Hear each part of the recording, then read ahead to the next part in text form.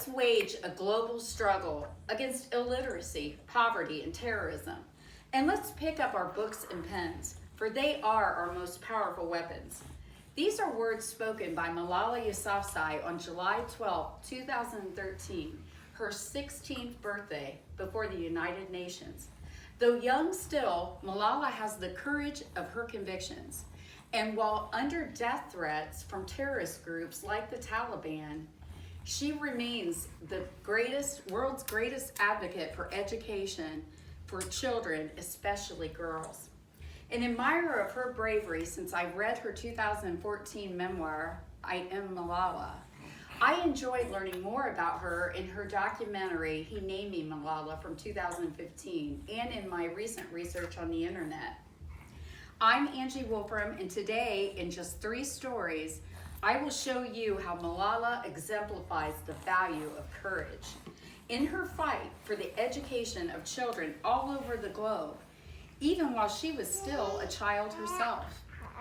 In our first story, it explains how Malala was perhaps predestined at birth to live a courageous life. Born in the Swat Valley of Pakistan, Malala was named by her educator father, Zayuddin Yousafzai. She was named after a young girl from Pashtun legend who led her countrymen in a battle with these inspiring words. I quote from the 2015 documentary, He Named Me Malala. "It is better to live one day a lion than 100 years like a slave." Though this legendary Malala gave her life in that battle, she first bravely led her people to a courageous victory. And thus her name carries with it 2 meanings. One, sadness, but fittingly the other, courage. Zai Yousafzai's dream for his newborn baby daughter Malala was that she be educated and a leader, and he understood that she would need courage to do so. As Malala grew older, it became obvious that she would live up to the bravery and even the oratory skills of her namesake. This next story proved her courage would be a force to be reckoned with, even by the Taliban.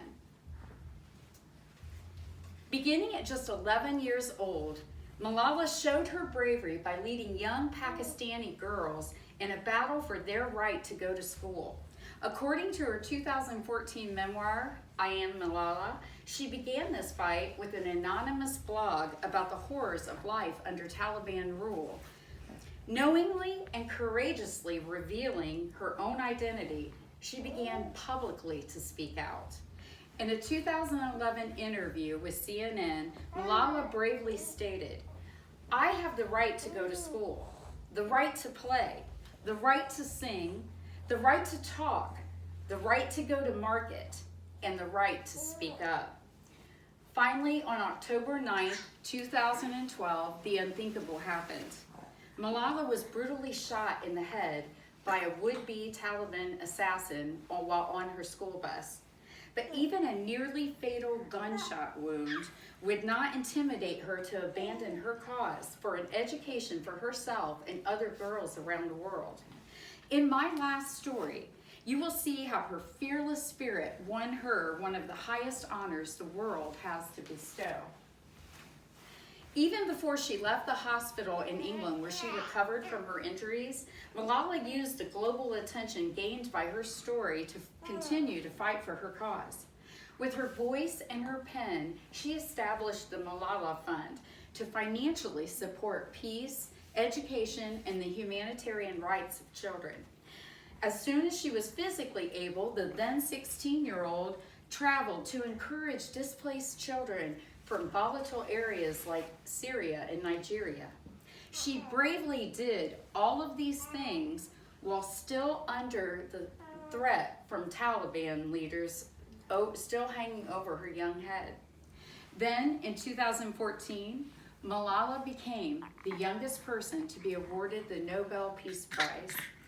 In her Nobel lecture on December 10th, 2014, the then 17-year-old Malala fearlessly stated about her decision to take up her mission. "I had 2 options.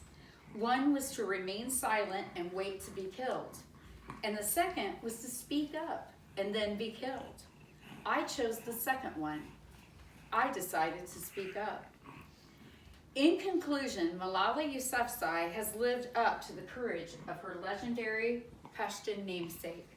She has spoken out for her own rights and the rights of others to an education, and put into action her words by building schools and encouraging children to learn no matter their circumstances, while her own life was being threatened.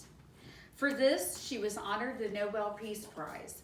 And now, Malala continues to be a brave and powerful advocate for the education of children all over the world, even as she herself studies diligently for her degree at the University of Oxford. I leave you now with a quote from Malala's memoir, I Am Malala, on the fight she was led for the rights of herself and other children to an education. We were scared, but our fear was not as strong as our courage.